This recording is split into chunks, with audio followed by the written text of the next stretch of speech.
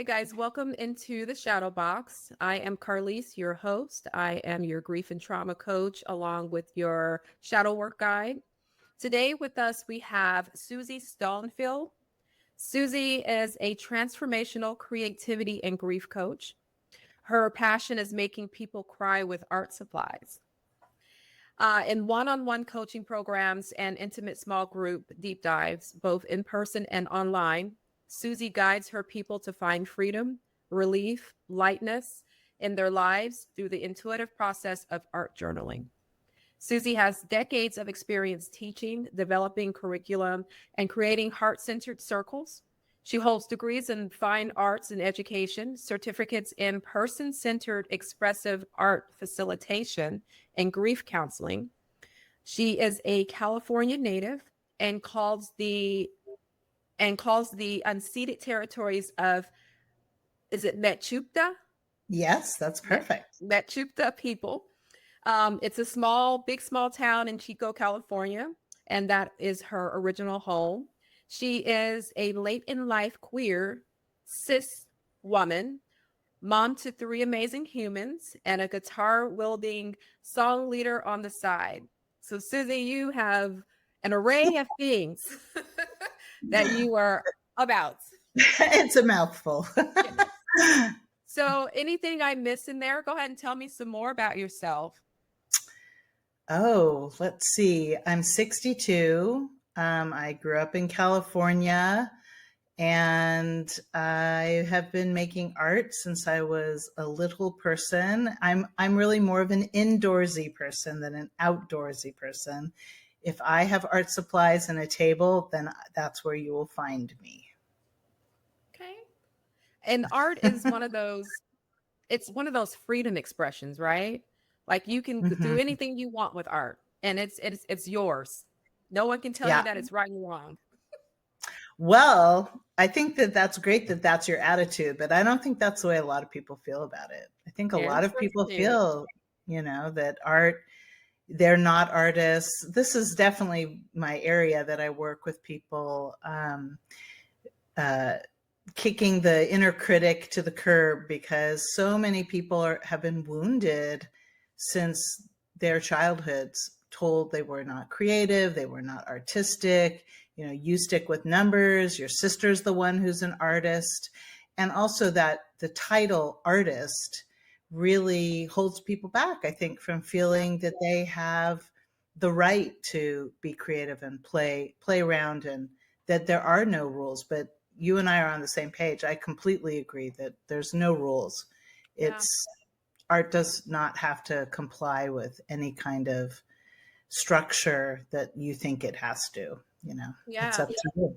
I mean, you even go to art museums, and I love art museums. You go to art museums and you see simple art, like, simple art of trees, and with leaves and things of this nature. And it's something that people would bypass, like, why is this art piece $10,000, or why is this even here? But it's like there's so many intricate parts within art that you really have to look closely to see what is really speaking to you. And that's why I say that, there's no right or wrong, because each art piece is going to speak to the person in many different ways. True. So, Very I I believe art is art, and you don't have true. to be everyone's an artist, right? Hmm. Yeah, Everyone is an I agree artist. with you. Yes. So, Susie, tell me what brought you into the world of grief. Well, I had my own grief story that was sort of the door that brought me into art journaling, which is the process I teach my people. It's using a sketchbook and whatever art supplies you have, um, just to express yourself. It's really about getting out of your head and into your heart and onto the page. And I was in a place in my life. One of my three kids had some really serious medical issues starting when he was about 8 years old. And therapy just wasn't really enough. Talking about it was not alleviating the feeling that I was carrying around with me all the time. And so I started this practice of like just spilling it on the page with art supplies, with color and texture and some letters and some word stamps and things like that. And the feeling I had immediately was lightness, that I was just so much lighter. So you asked about the grief, and it's just that this story, this part of my life, this chapter with my son, was really full of a lot of emotions that were really heavy and big, including grief, also fear and anxiety. And the grief, fear, and anxiety were all linked. It was about, worrying about him and feeling the loss of the child he was. Children, you want your child to have sort of this innocent childhood, growing up without having to hold the troubles of the world or a sense of mortality. He had to face his own mortality when he was really little, and that filled me with sadness. It was really hard to hold that with him. And then as his medical journey went on and on, it went on for many years. I had a lot of grief around what I had thought his life was going to look like, Yeah. what I thought his future was. And I think that that's a really common experience for parents of children with medical issues, because you have a dream for your child. You have a vision of what who they are, this little person full of life and impishness. And you have a vision of like, who is this kid going to turn into? What is he going to get to do? And then when you go through a journey like a medical journey that's really serious, you really have to adjust your expectations. And along with that is holding a lot of truth that you have to let go of these things you had hoped for. And I really felt afraid that he was going to have a very hard future. And so there was a lot of sadness with that.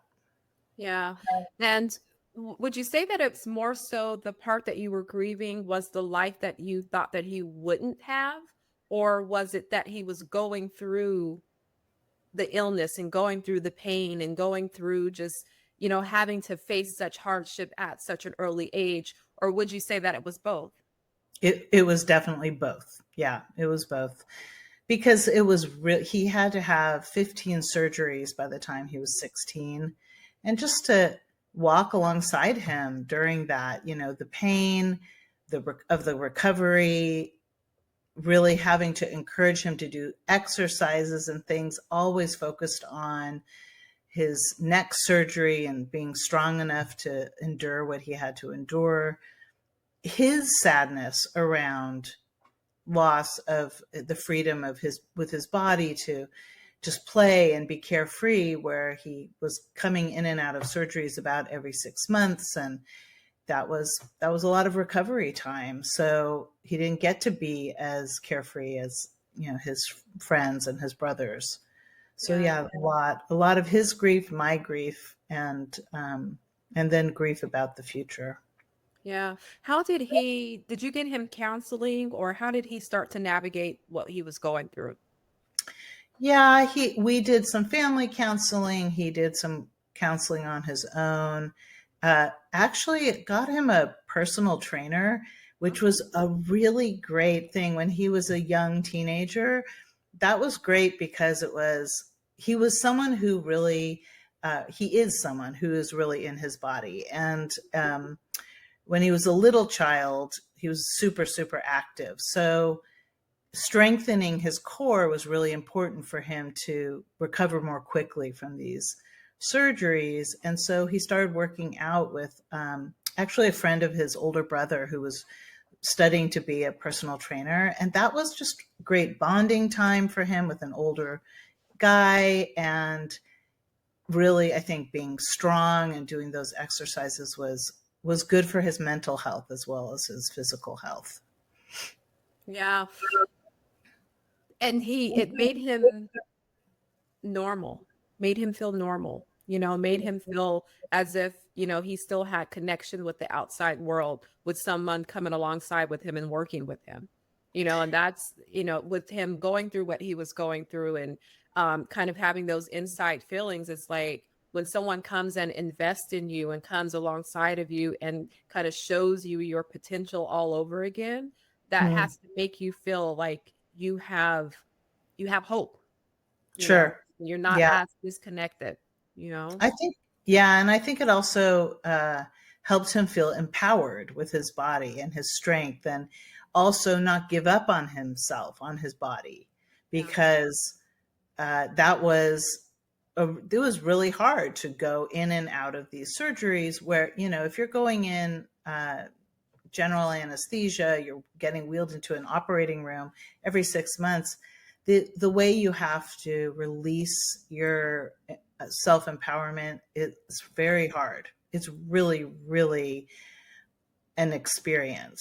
I actually had a hysterectomy just, I think it was just after he was done with these surgeries. And I hadn't had a surgery in a very long time before that.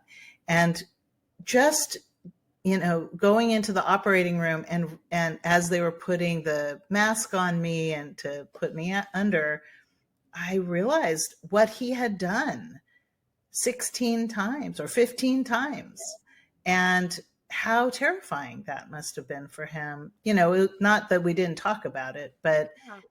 but going through it myself really brought it home, what you have, what you go through. And he did it so many times. Yeah, and And that thought process, like, yeah, every time that you go under, you are vulnerable. right, You're putting your exactly, life in someone else's hands. You're and right. the the snap of life's judgment, so to speak, doesn't even have to be at the hands of the doctor. It can be when you put that mask on and you're depending on a machine to have you breathe, right?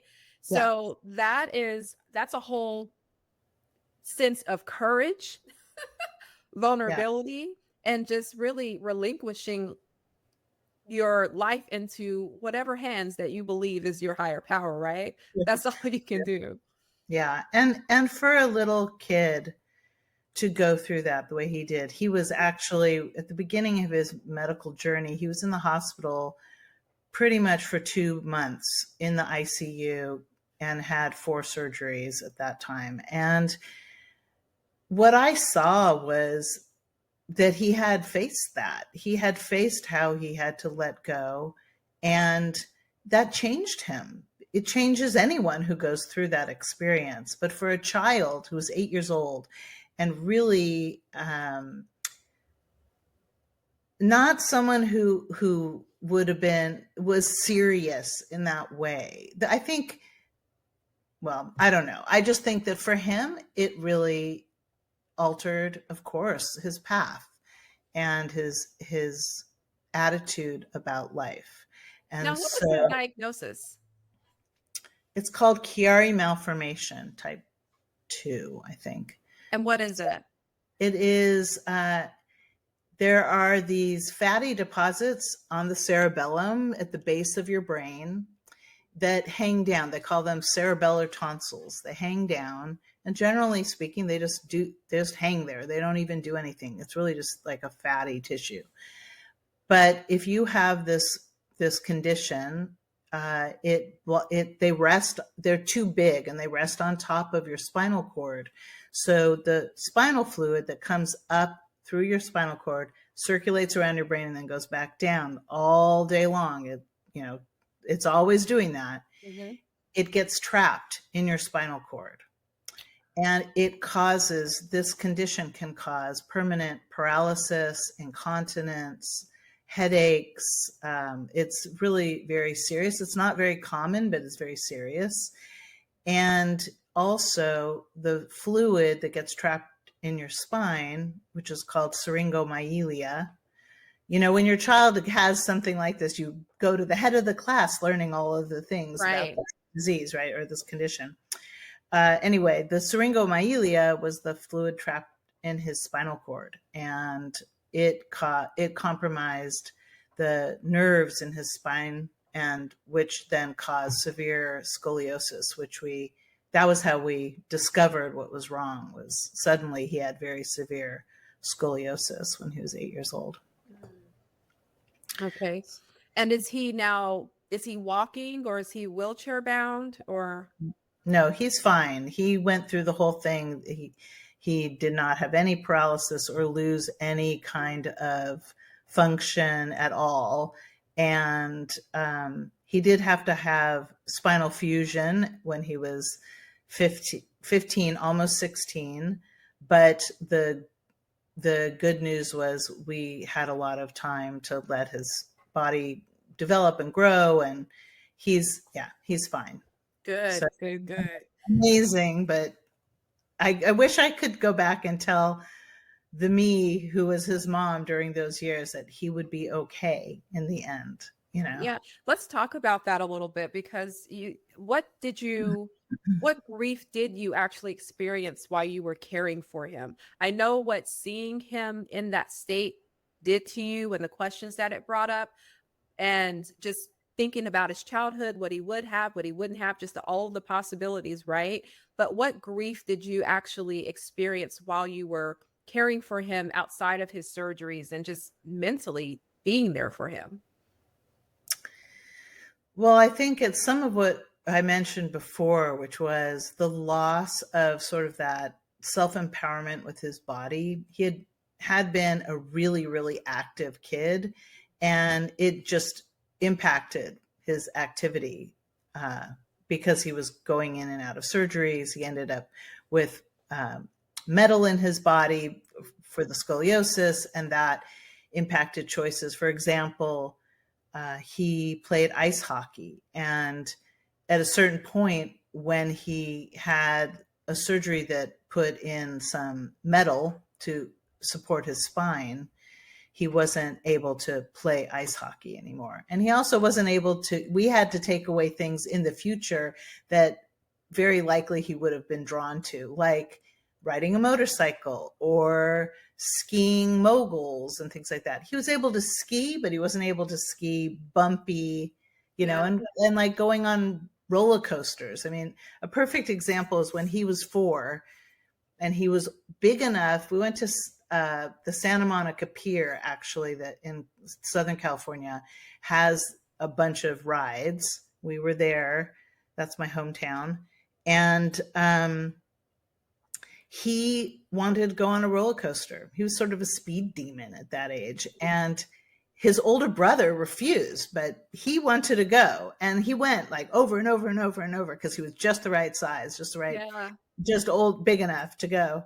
But later on, after he had had multiple surgeries and the spinal stuff to support his spine growing straighter, he really couldn't do that anymore. So I really felt as his mom that he lost a part of himself because he couldn't just say yes to everything that sort of intuitively would have felt like a yes to him. Right.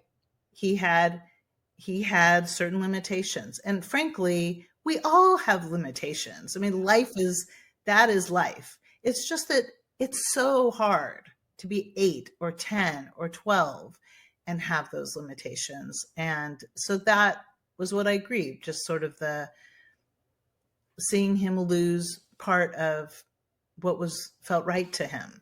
Yeah. Yeah. Now, when we kind of fast forward through that, because you were grieving and that grieving brings emotion. And we have all this emotion that's built up on how are you really processing? How are you feeling about this? Even emotion that you can't share. You can't share it with him because you don't want to put any more stress on him. You have to be strong for him. You have to be strong for the children. And you were even married at the time. Yeah. And so during that time, you had a lot of responsibilities outside of caring for a sick child as well. So how was your emotional support during that time? Or did you even have emotional support at that time? I did. I had a therapist and I had friends and my husband and my mom and siblings and things like that. It's just that it's so big. It's just so big. And unless you're someone going through it, you don't really get what it is you're going through. I actually am now remembering that I was in a support group for parents of kids going through this exact treatment at Shriners Hospital in Philadelphia, which is where we would take him to have these spinal surgeries. And it was a very new protocol and technique for treating spine issues. And so there were two moms who actually had started a Facebook group of parents whose kids were going through it. And that was actually really a wonderful support. And I met another mom in California, or maybe two. I think there were two moms in particular that I became friends with who lived in California. And we even got together. Like, I think I got together with each of them once or twice with our kids or without our kids. And we would have phone calls that were really helpful, having that. And then I had my art journal, and that was really also significant, my art practice. Because that's where you just kind of bared it all, No Yeah. judgment, no holding back. It was just you and your thoughts in your journal. That's awesome. And my feelings, all the feelings. All feels. Yes, all the feels. So, okay. So we kind of briefly, I mentioned briefly your husband, because you were married, during the time that your son was going through this experience, and you're the wife, he's the husband. I know that men and women, they both kind of feel differently. They express their emotions differently. They show up differently when these things come about. How did that affect your home and your marriage? We had a really good connection, and it was supportive. His dad is someone who's excellent with technology and handling emergencies. He was the designated hospital parent. He slept at Ben's side every night of any hospital stay. So over the course of those 10 years of surgeries, Dad was there every time, which was really beautiful. And for them, it was a bonding experience that was unlike what most kids would have with a parent, because you are going to your edge. Both of you are, And my husband, who's now my husband, but at the time, my husband, that's what I call him, because we're friends. So anyway, he's not an emotional person. And frankly, that was an issue for me. But in the hospital, that actually worked out, because being an emotional person in the hospital was really hard on the person who's emotional and the kid. And so my son actually chose Dad to be with him rather than me, because we had to have one or the other. Most of the time it wasn't possible to have both, because he knew what would happen with me. He would be emotional, and with Dad, he could sort of keep it on the surface. Dad wasn't going to require it. For me, what was hard about that was that I wanted to process what I was feeling. And I actually, as you were asking this question, I immediately thought of this memory of at the beginning of this journey, when we were at Children's Hospital in Oakland for 2 months in the ICU, basically. It looked like we were nearing the end of having to be there. Like, he was finally healing. We were finally going to get to go home to the kids. And we went out for a break, for lunch or something. One of our mothers was there at the bedside, playing gin rummy or something with our son. And we're eating lunch, and I said to him, so can we talk about how it's going to be, like what the transition is going to feel like when we get home? Can we talk about how that's going to go? And he just said, nope. Nope, we can't. He was not going to go there. He didn't want to talk about what was going to be hard, what was going to be needed to be navigated with our other kids. I knew there was going to be like a re-entry period of us all coming home, and all the emotions from the other two kids who had barely seen us for 2 months Yeah. and who were 5 years old and 11 or 12 years old. Oh, And they were young. yeah, so I knew there was going to be a really big, like bumpy reentry into life. It wasn't going to be like everyone happy family. And yeah, my husband just couldn't process that with me. And partly, I'll give him a break. Partly it was that he'd been in the hospital for almost 40 nights at that point, and he was pretty much running on empty and just trying to survive. And it's not that he doesn't have a heart, he has a huge heart, but he never wanted to process emotions, and before or during or after. So I had to go look elsewhere to do that. Okay. Yeah. Yeah. And him also wanting to stay present, Yeah, making sure that he was present in that moment or in those moments as well. maybe Um, so. because if we go so far, it's almost like he was just living day by day. Yeah, And you were one that was processing the day, but you were also processing like the months to come ahead, the weeks to come ahead. What food is in the refrigerator? How are we going to process these children's emotions when we tell them about their brother and and that's a lot of the ways that women think. right. We have all of this emotion, we have all of these questions, we have all of this. We're just kind of thinking so far ahead, and men are just like, nope, right here, right now, that's it. That's all I have the capacity for. Yeah, it's really, and it's also about like the emotional load Mhm. versus the logistical load Yeah. of and who carries what. Right. So that Yeah. and that was also me worrying about the future and thinking about the future, and even when I was pregnant with our first kid, that was a very similar experience with him. Like I would be worrying about what if this happens, and he would say, I can't go there with you. So Okay, so that was a normal thing for him to say. it And was. that's very interesting that he would say, I can't go there with you. Yeah. um because that makes me think about his shadow, makes me think about what lacked in him before you even came along, maybe even as far as his childhood, that maybe either it was never embraced, never invited, or he either had an experience that was too much and he never wanted to go back there again. And so that's very interesting. So I Right. but he's not here, so I can't dive Right. into his shadow. I'll But let him know if you want to interview him, which he would probably say no. so, okay. Now, with that being said, as you were processing and going through the grieving of your son, the illness of your son and the processing of it, and we come to husband, we come to marriage, and where everything is just kind of right there front and center in your face and in your mind.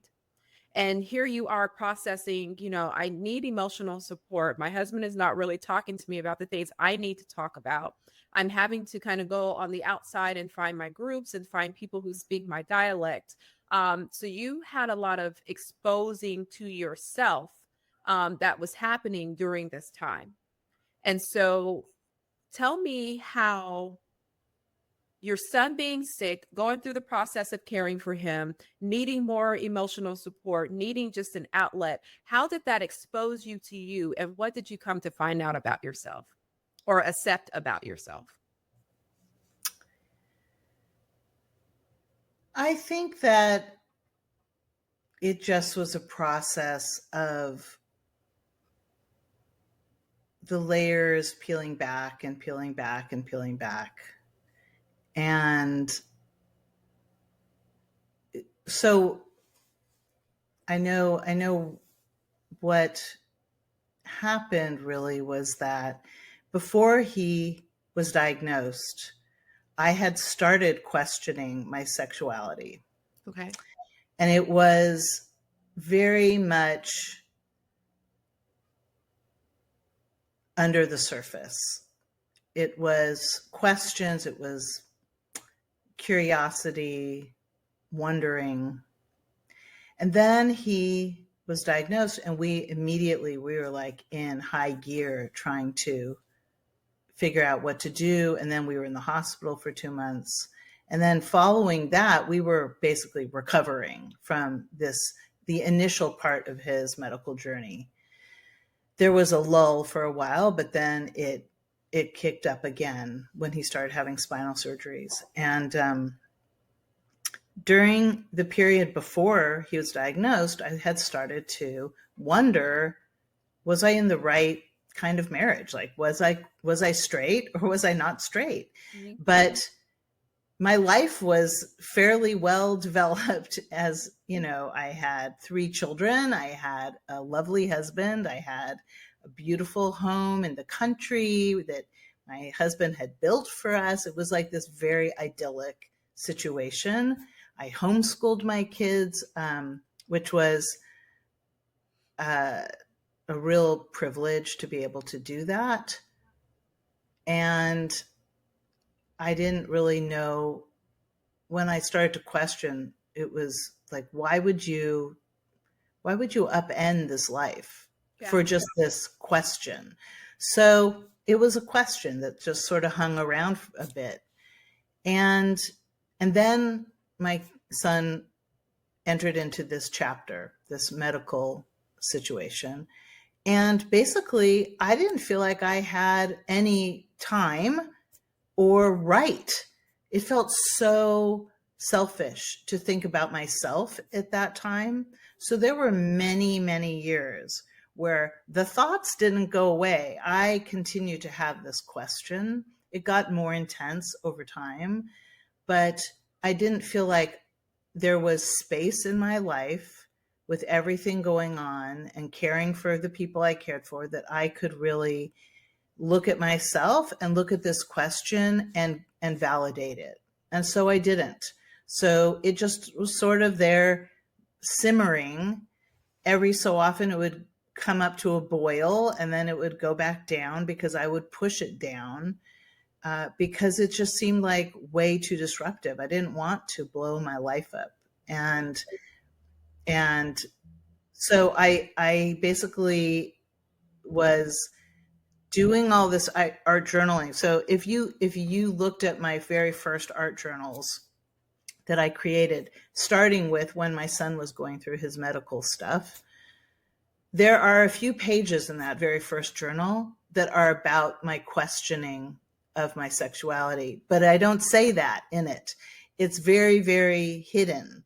But I know when I look at them that that's exactly what they were about. They were about my heart, about my identity, about not knowing who I am, about other people not knowing who I am, about my feelings of guilt around what, it was either guilt about breaking my husband's heart, or guilt around holding this secret, or not knowing how to, just almost feeling like I hadn't been true to myself, but I didn't even know it earlier.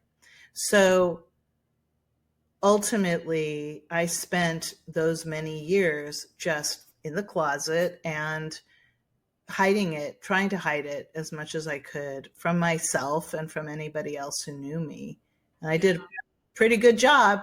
Nobody knew, But least of all me. at the expense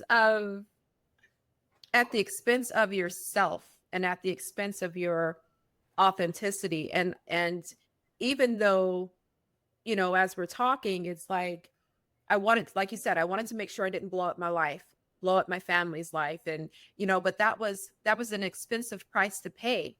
And especially for you to see the things that your son was going through, even, well, when he was going through it, I'm pretty sure that it even heightened that awareness within you at that time, because you're realizing, life is short, Right. anything can happen. Am I living my true self? Because I see that my son may have a limited ability to do X, Y, and Z in his life. And here I am suppressing myself, suppressing my wants, my needs, my emotional stability, all of these things. I want what's really for me in this life so that I could be who I need to be, who I desire to be. And when Yeah. you experience these things with, illnesses, whether if it's yourself or someone who's close to you, it does wake you up. And it's Yeah. just like, am I doing what I'm supposed to be doing so that I could at least have some sort of a happy internal life? Not that you didn't have a happy life, but internally you weren't happy, if that's safe to say.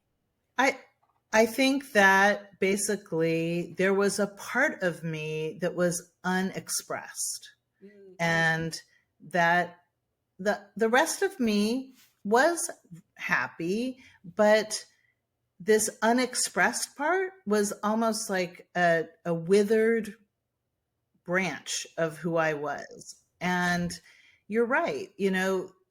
I think that watching, being on this journey with my son and grieving his potential life that I thought he was going to have, it really does mirror what my grief was for myself about living. It wasn't actually grief about what I had missed out on, because I had a great life.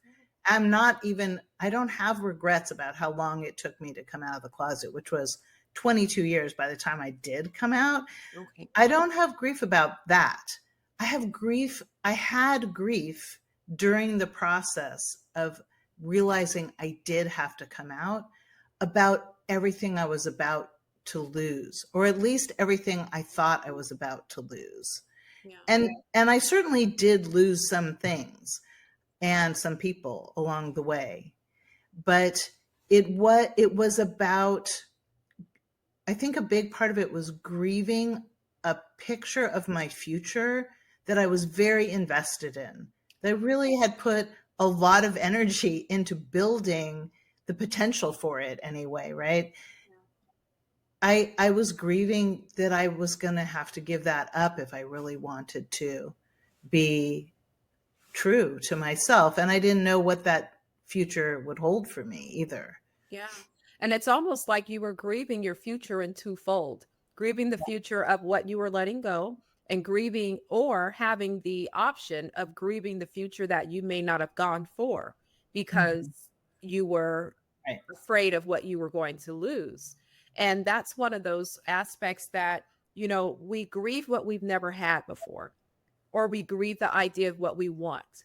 And those two aspects, the only one that we kind of have more control over is the grief towards the future, because we can make our future, but we can't take back what's already happened to us, or what's going to happen, in light of us making a decision or two, right? Yeah. And that's one of the sides of grief that is controllable and no one really thinks about. And that's kind of like the happier side of grief. I would rather grieve what I have to let go as a choice than to grieve what I know that could be a promising future. At least I know that if I fail it or if it doesn't work for me, I know that it was a choice, and then I can just grieve something else after that, right? I'll just grieve my decisions, my bad decisions. But for you, it was a good decision for you to make, because you came into yourself and you came into a part of your authenticity that now, that light that you were looking for, or that light that you seen way off in the distance, it was actually one that you're now living in. True. Hmm. It also, you asked me at the very beginning of our conversation what brought me to a grief story, brought me to working with grief. And it's this journey I have been on is what brought me to grief, and to know it in a way that's different. I've lost very dear people to me in my life, family and friends. But these two pieces of my story, my son's medical journey and my coming out story, those are the deepest grief experiences, I think, of my life, and give me an understanding of it for working with my clients that's so personal and also so accepting. That grief is very much present in life in so many different places, and you can have joy and grief. You can have grief even if someone doesn't die but is just ill. You can have grief when you're making a choice for your life to have a better life. You can still have grief for what you're letting go of. It's okay. You are allowed to still. I think a lot of people even feel guilty, like I'm not supposed to feel bad. I made this choice, Yeah. but our choices are complex. There's lots of different people and elements involved in life choices. And so grief, I think one thing in our culture that we don't really honor is the fact that grief is just part of life. It's just the other side of love and investment and caring. And so you're going to experience it lots and lots of times for lots Yeah. of reasons. Yeah. And it's, you know, again, it comes down to that one that's controllable, one that you can't control. Because, you know, loss itself is what produces grief, which is what produces that emotion, you know? And Yeah, so when we think about that, it's, you know, we're gonna lose someone at some point in time. We're going to lose parts of our lives, parts of our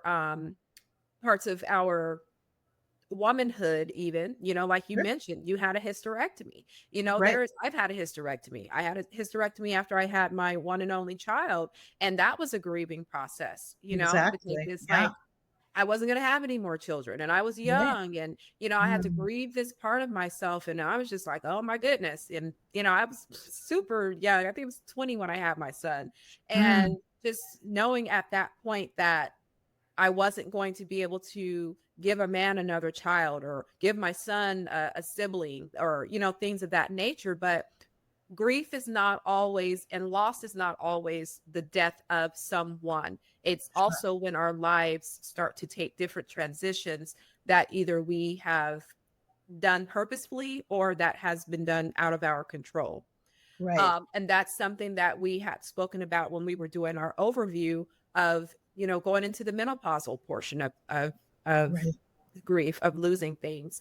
But when we go back to your sexuality, did you feel that you were grieving what you never had in a woman?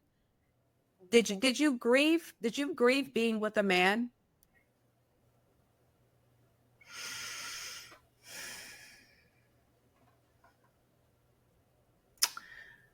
I don't think that was what I was grieving.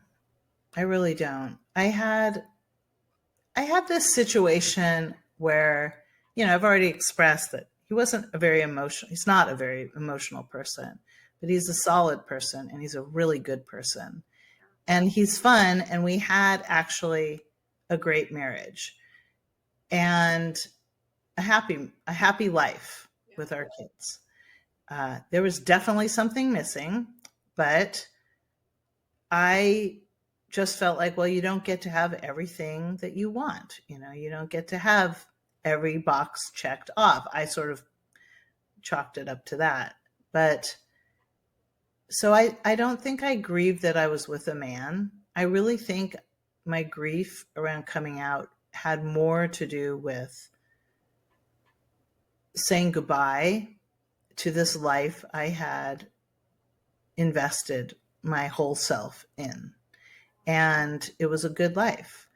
And missing something really important I finally accepted. And what I didn't realize was how much life was going to change excuse me, after I came out, partly because I came out the year before the pandemic and I moved out of our marriage 6 days before the pandemic shelter in place started in California.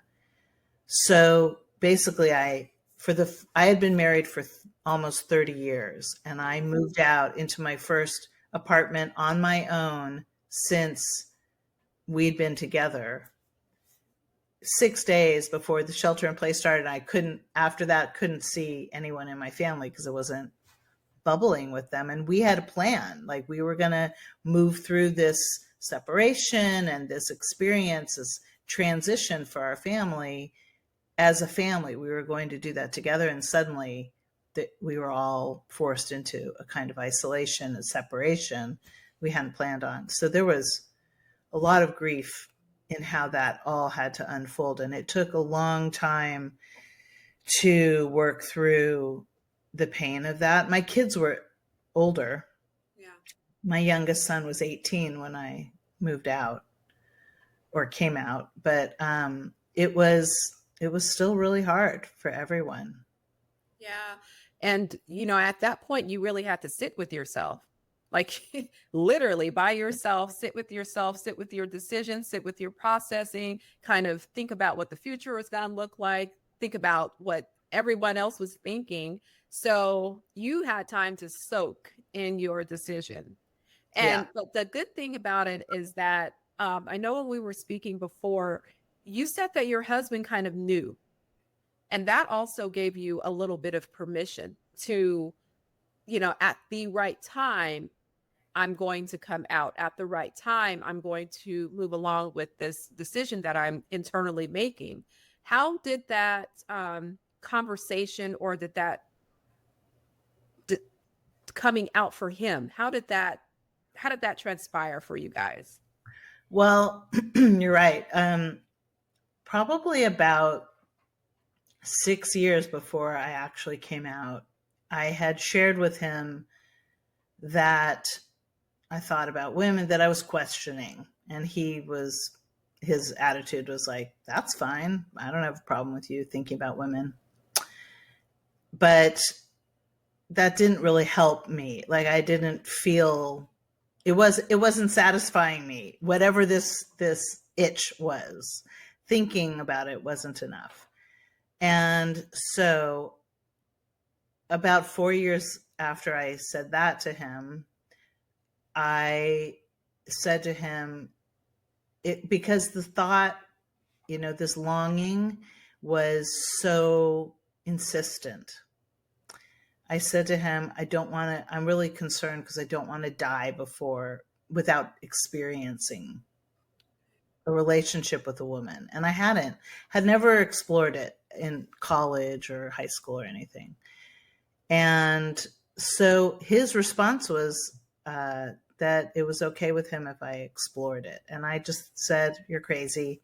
That will be disastrous to our relationship. And, I'll remind you, he's not an emotional creature. And I am.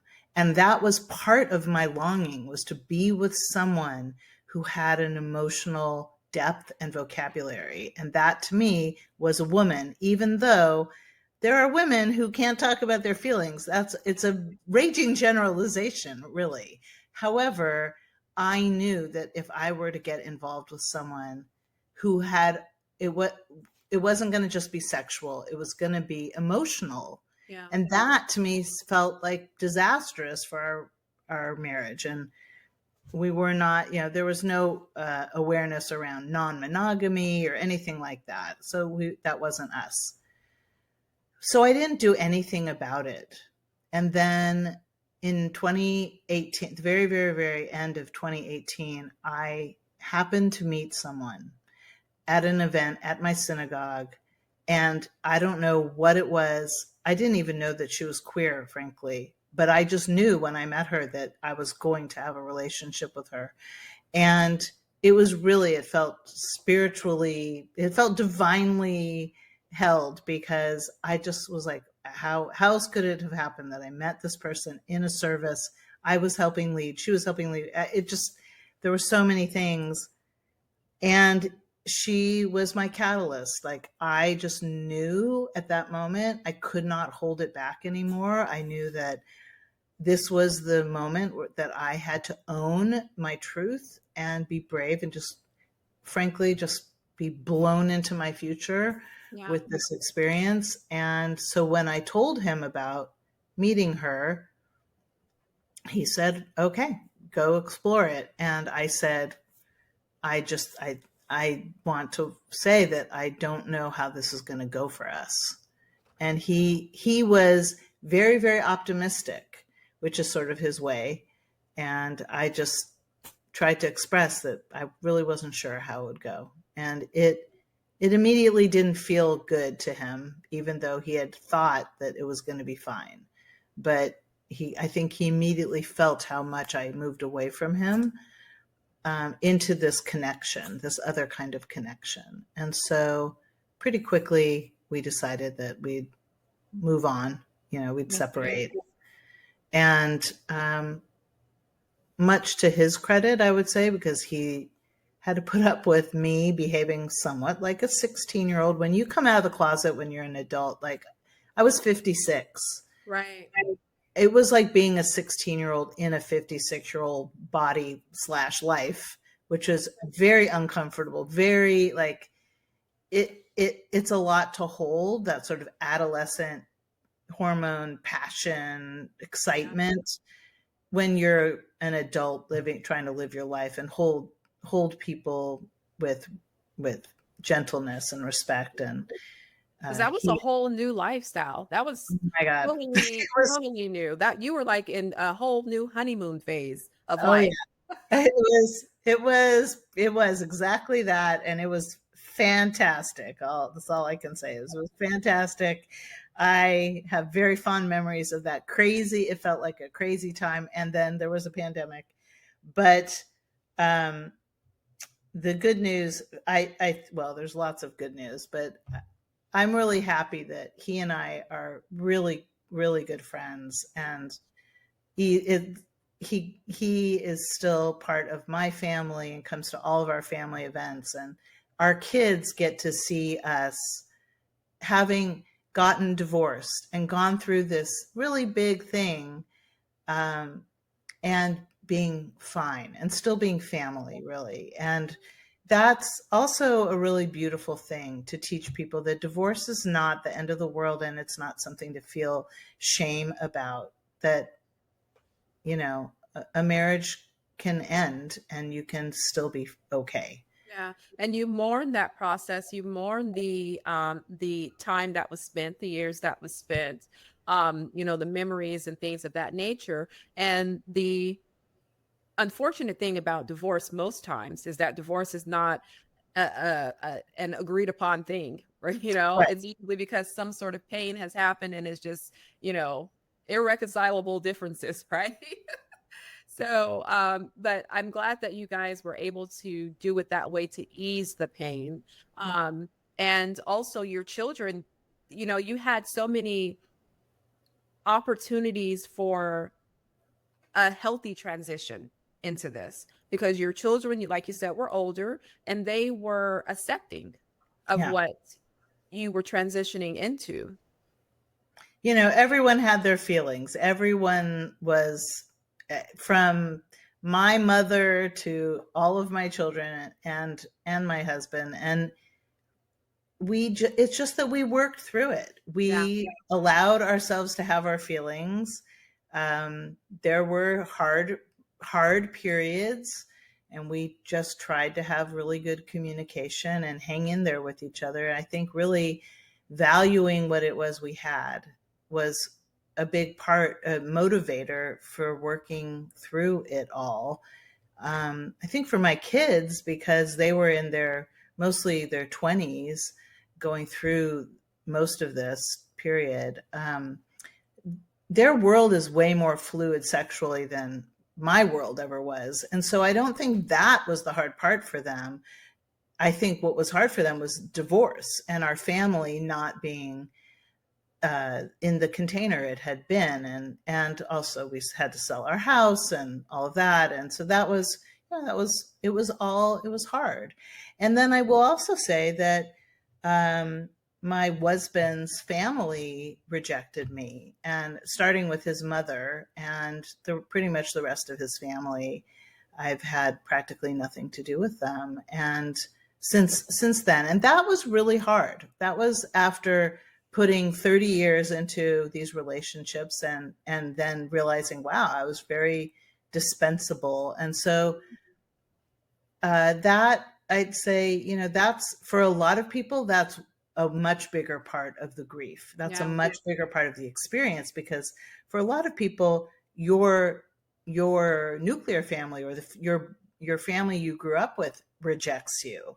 Yeah. And so that's very, very much the case in this country, and maybe I think probably the world. And uh, I was lucky in that respect that it was not my family, but there was loss. That was still the truth. Definitely. One thing that you did mention was that you came out very late in the game and you were 56. And so now here you are entering into a whole new life, a whole new genre of people, and you're learning things, right? And Yeah. so now through that process, you're accepting a part of yourself that you had suppressed for so long. Now you enter into the environment of the area that you suppressed. You're meeting new people and you're like, huh, my identity has changed, which has kind of always been there, but my identity has changed. And I'm leaving the familiar. I'm coming into something that's unfamiliar. And now I'm feeling a little imposter syndrome. Tell me about how you overcame that and how you even came into it and how you overcame it. Well, uh, it's really common to have imposter syndrome when you come out late in life because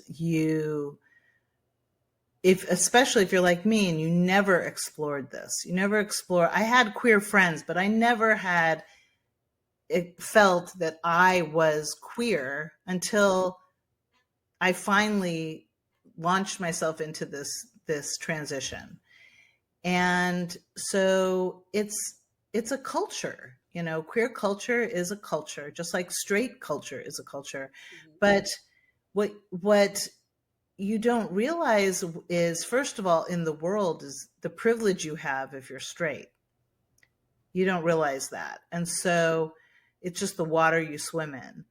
So when you are queer, you immediately, and you're with other queer people and you're in a relationship, you start to notice where you feel safe or where you don't feel safe. And frankly, it's the same if you're white. Like, I have a lot of privilege that I am not really conscious of most of the time, Mhm. because that is unfortunately the world that we live in. So as a queer woman, also as someone who uh, can pass as straight. Like, I don't look.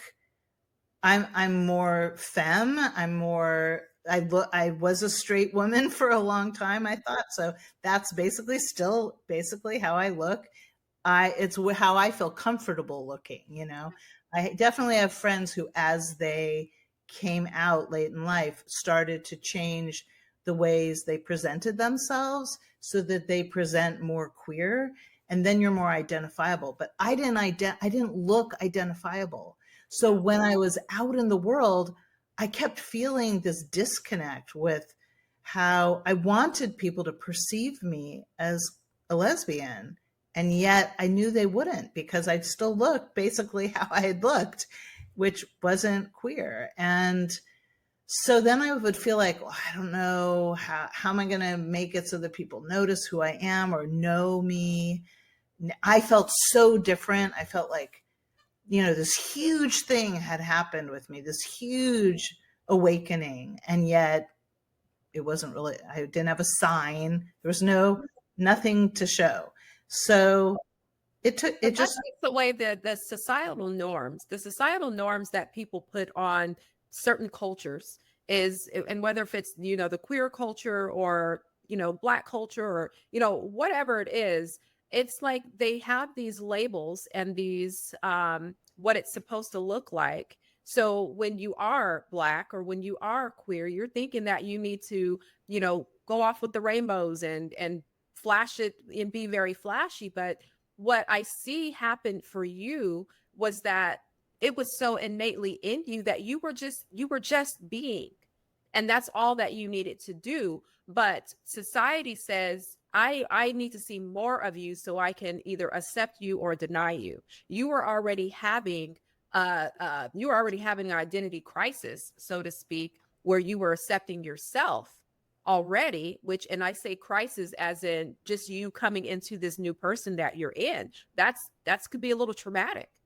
And Yeah. so with that being said, you're entering into this new life, but you didn't need to look the part because the part was already in you. And that's the part that society says, you know, hey, this is how you're identify how I identify you, but you really didn't need that. So the ability for you to stay as you are was enough. And that was just your authenticity that you didn't have to change for anyone. You weren't trying to make people believe who you were. Well, I think I hear what you're saying, and I'll agree with I agree with a large part of it, but I also think I really wanted assurance that I was queer enough. I think when you are first coming out, you want validation that you are queer and queer enough and you're seen as queer and you're accepted. It's a whole new world. It feels like that. It really felt like that to me. And when I started dating queer women and I started going to events with more queer people and going into queer only spaces, and I just felt like there must be some language I don't speak, there must be codes, and there are and there used to be. And one thing I really didn't know was queer history. And knowing queer history, really actually doing sort of a deep dive into it and queer identity and gender identity. And there was a lot of conversation around that in the communities of late in life queer folk that I was in, was really helpful because learning about it helped me feel like I had more understanding of who I was and the space I was holding in this community. And but I'll also say that it's about owning your story. Like sometimes we say, baby gays when it's like somebody who's just coming out of the closet. And it's really not very respectful to call people a baby gay. And the truth is that anyone who's queer had to come out at some point because we live in a society that's heteronormative, and straight people don't have to come out. Straight people don't have to profess to the world what their sexuality is or who they're attracted to. But queer people, that's what we have to do to identify So it was ourselves. more of an acceptance thing. So you want it to feel more accepted, more validated, more and I guess my question for that would be, did you finally outgrow that you Yeah. didn't need that anymore? Yeah, I did. It took a while. So it's been about 6 years since I came out. And um, last summer, I was with my fiance at a party, and it was all lesbians. And she shared with them that I'd been married for 30 years. And I got really upset with her outside of the party. I was like, that's my story to tell. And okay, I guess you could say, yeah, that's true. But she was baffled because I tell my story on podcasts and in my art journals and in my work. And I had just done a storytelling event in our town in front of two audiences of 200 people. I had just told them my coming out story, 400 people who I didn't know, right? So she said, I don't get it. You just told all these strangers your coming out story. How come I couldn't share that? And it was because I was afraid in this circle of women that if she told them I'd been married for 30 years and I'd just come out, that I would not be viewed as legitimate. And she said, pretty much most of the women at this party were with men at some point, because Right. that's what happens in this culture. You Yeah. grow up and you think you're supposed to, and then you figure yourself out. Yeah. She said some of them figured it out a long, long time ago. Some of them not as long ago. You probably more recently. Yeah. You And it's know? all that pressure that you put on yourself. But again, for you, you didn't you didn't experience this prior. So you were just jumping in and you wanted to make sure you were jumping in the right depth. You wanted to make sure that you were jumping in the right water so that you could at least know that you were that for one, that you were relevant and that you could relate, that you could speak the language, that you could feel the feels, that you were in the right area. But I'm glad that you have kind of grown out of it, because again, it's just you. All you had to do was show up and live the life, and there you go. There you have it. I mean, couldn't anyone tell you just because you don't look a certain part that that's not the life you were living? But Yeah. we are so used to the external judgments of people and so used to the external comments of people that their culture dictates how we move. Their culture dictates how we feel. And it's Mhm. like, yeah, no, we have to turn on the inside. You Yeah. didn't do all of that work to Right. leave a marriage, to leave a home, and to do all of Oh everything that you no. did. It said, I see that too, but it's still up there. You I didn't do lost you all of for a that minute, work. Yeah. You just so you there? know. Yeah, I'm here again. Yeah. Okay. But you didn't do all of that work in order for you to go somewhere else and be denied the validation. Yeah, I think what I learned from that experience was actually that she was right, and I was legitimate, and I didn't need. It was just a self reflection. Like, you don't need to have their acceptance to be legitimately who you are, and your story is not shameful, and it's not like you needed to have longer in the pool to be accepted by them. Like, no, it's fine. And so that Yeah. really helped me shift. So now I would say I really feel, yeah, I'm much more comfortable about that. You feel a part of the culture now? Yeah, I do. Let's see. So now, with that being said, you've experienced all of the changes and the transitions, and all of the grief. So now you started to really come into yourself and turn your passion and purpose into a collaborative ordeal. So now we have the art of grief.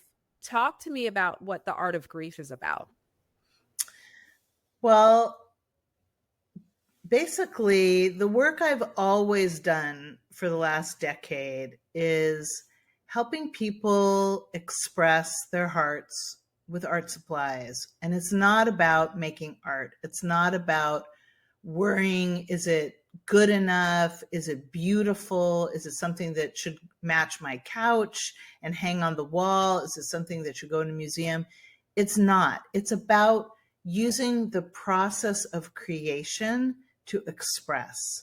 And my work was not always focused so much on grief, but it became that after the pandemic. Because after the pandemic, that has been on people's minds. People have so much more grief that they want to express now than it seems like they did before. It's just very, very present in our world. And so the art of grief is using art supplies and the creative process to work through those feelings. So to feel lighter, to feel clarity, to tell your story, to uh, know yourself again, to move yourself out of the fog that you're in when you're in grief. And the thing that's really, really powerful about making art with your grief is that there's an aspect of grief that takes away our life force. You know, when you're in heavy, heavy grief, it's hard to just think about getting up every day and facing the day. It's hard to find your joy. You don't enjoy doing the things you used to enjoy doing. You don't even like talking to the people you used to enjoy talking to. Places you go don't bring you happiness or peace. And all of that is like this fog. And also it is like your life force sort of evaporating. So the act of making art with those feelings is a life-giving act. It's like enlivening. It gives your heart, your soul, your mind something to play with, color and images and words on the page are really sparks that kindle this fire under you. And so you start to create art and you start to feel better and you start to recognize yourself again. And so it is a very, very powerful and empowering experience to be creative with those feelings, not to force yourself to make beautiful or sweet or pretty pictures, but to really just be true with yourself. It can be raw, it can be hard, it can be ugly even, but it's true. And it's expressing the shadow, frankly. It's expressing the darkest part of your story. And then you Yeah. can let it go. Yeah. And that's just that aspect of letting it out, getting outside of yourself, putting it on paper, putting it in a journal, putting it somewhere where you don't necessarily have to forget about it. You're releasing it. You're creating space within yourself so that you can bring more light within you and so that you can understand kind of even what you're processing, but you're creating that space and you're putting it on paper so that you can know that it's okay to let go a little bit. It's Yeah. okay because you release it doesn't mean that it goes away, doesn't mean that it's just in termination, but you're putting it somewhere where it belongs, so to speak, instead of just being bottled up inside of you where you can't think straight, you can't get out of bed, you can't, do the things that you would normally do because it's that space is being taken up by the darkness, is being Yeah. taken up by the grief and by all the feelings. Yeah. And when I love the fact that you use art and that you also journal because you can go back to that place when those feelings come up and you are trying to kind of calm yourself or trying to remember how far you've come. You go back to those pages and it's there for you. And then True. you express it, you release it, and you set it back where it goes, and you go on about your day there. So I love the way that you do that. It's like each page is a facet of your self-portrait. I Mm, love looking at my old journals, and my clients do as well. They love looking at the work they've done. It reminds them of where they were and how far they've come, when they look at it. So uh, it's a really powerful way to tell your story so that you can be happier, be freer in yeah, your life. yeah. And I know one other thing that we discussed too, in your journals. Again, we know that grief and loss is not just about someone dying. We also talked about divorce, menopause, all these changes that we go through. What sort of people do you find that come to your classes and your groups that are in grief? Well, it depends what my programs are. I work with people one-on-one in coaching. So people who come to work with me one-on-one tend to be in a very, very thick, dark place with their grief. And it's so what they really want is personal attention, personal holding of their story. So that's more typical for one-on-one. But the my deep dive programs, I have one on transitions and one on grief. And the transitions one is people who are coming out of the closet, people who are going through a divorce or going through menopause, are moving into their retirement or their senior years.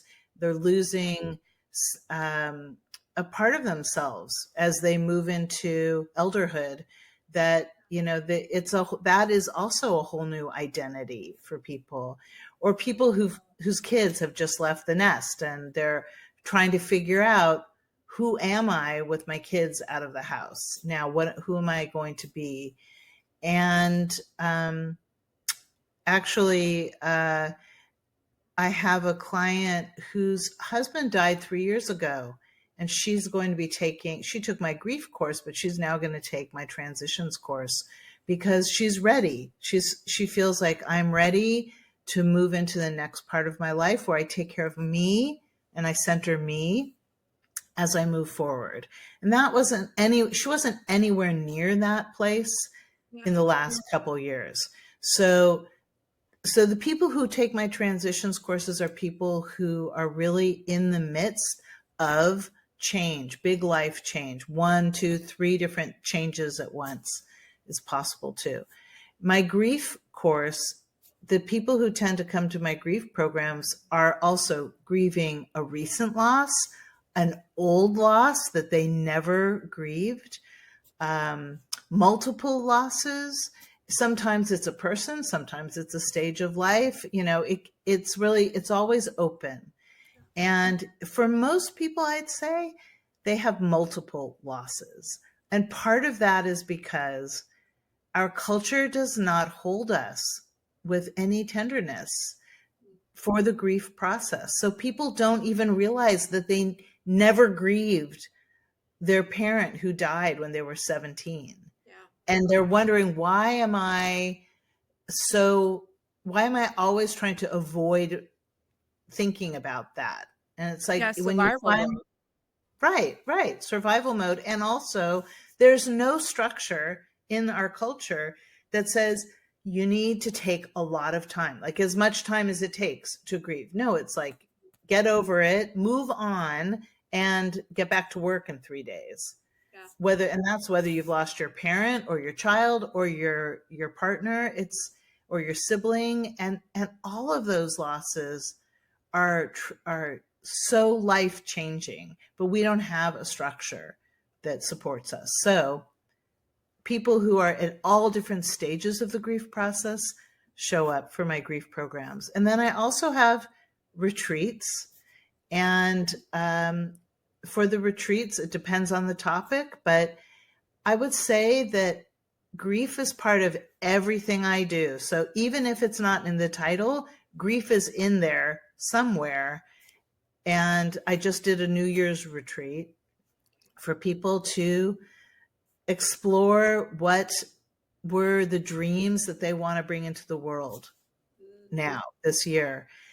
And frankly, there's grief in there too, because what they first had to grapple with was, what are the dreams that I have abandoned, that I am longing in my heart and soul to bring back into my life? And so there's grief in the acknowledgement that I abandoned myself when I let that go.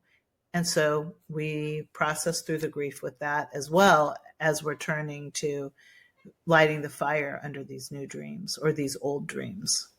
Amazing. Susie, Yeah. you are just an abundance of grief in Oh, all abundance of grief. I love that.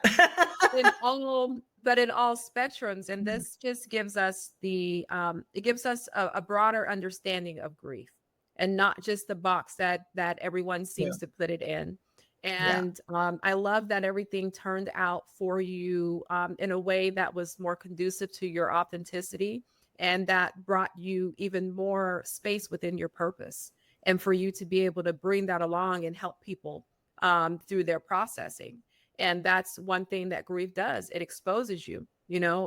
Your shadow exposes you. It brings everything to that surface, and you're like, okay, now that I'm out, now that I know these things about myself, how do I project it into the world and make space for other people to make space for themselves? And Yeah. that's exactly what you've done. And I really I thank you for that. Okay, so do you have any projects or anything that we should look forward to in the near future? Absolutely.